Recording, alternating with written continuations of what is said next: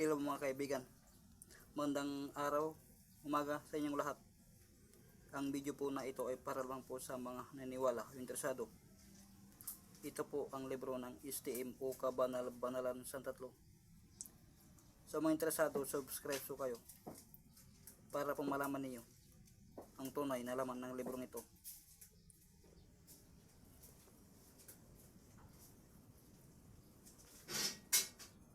Marami na akong na-upload at marami pa akong i-upload. Marami ang laman ng librong ito, napakarami. Dito nyo malaman ang tunay na laman ng librong ito. Ito po ang libro ng STM o Kabanal-Banalan Santatlo.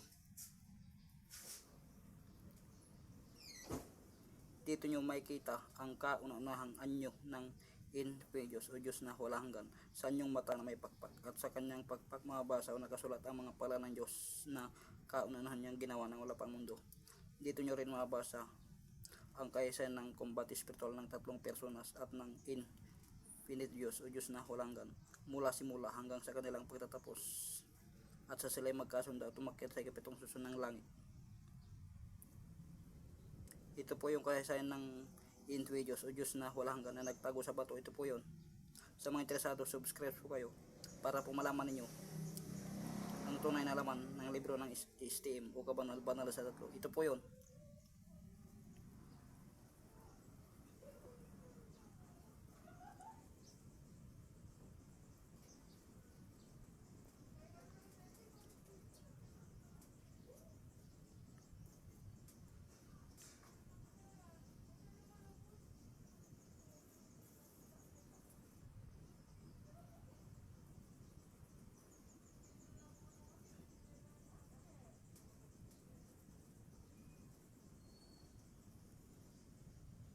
Para po malaman ninyo ang tunay na laman ng librong ito.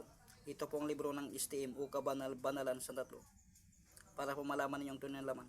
Salamat po. Nandito po lahat yung mga orasyon na ginamit ng tatlong personas at ng Diyos o Diyos na wala hanggan sa kanilang combat spiritual. Ingatan nyo po ito, lubhang makapayaran at malakas. Salamat po.